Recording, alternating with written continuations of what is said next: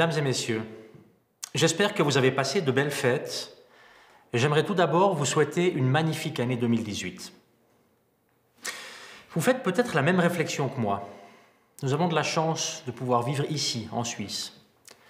On le remarque quand on voit les images qui nous parviennent du reste du monde. Au fond, il n'y a rien de plus important que l'endroit où l'on est chez soi, où l'on se sent à la maison. Tout le monde a besoin d'un chez-soi. Cette année 2018, nous pouvons l'envisager avec confiance.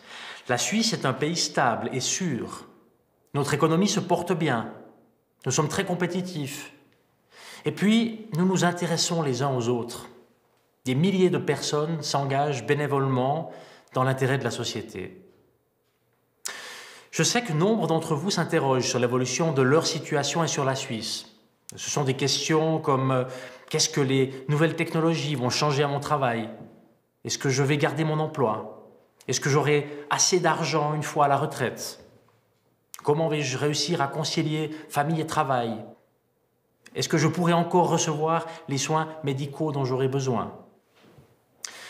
Mesdames et messieurs, nous pouvons non seulement nous poser ces questions, mais avec la démocratie directe, nous pouvons aussi y répondre et décider comment nous souhaitons vivre. C'est un grand privilège. Participer aux décisions, cela veut dire discuter et débattre. Aussi dans la salle du Conseil fédéral où je me trouve, les discussions sont souvent très engagées. Et si justement la Suisse fonctionne si bien, c'est parce que chacun d'entre nous veut le meilleur pour notre pays. Et les débats qui nous attendent ne seront pas moins passionnés ces prochains mois. Comment garantir l'égalité des chances dans le domaine de la formation, dans l'accès à l'emploi, dans la vie en général? Comment promouvoir l'égalité entre les hommes et les femmes? Comment définir ou redéfinir nos relations avec l'Union européenne, qui est notre principal partenaire commercial? Ou encore, comment garantir la stabilité financière de notre prévoyance vieillesse? C'est toujours lorsque nous avons activement relevé les défis qui se présentaient que nous avons été les plus forts. Et c'est justement dans les périodes les plus difficiles qu'il faut rester en mouvement, qu'il faut savoir faire des compromis, aller les uns vers les autres.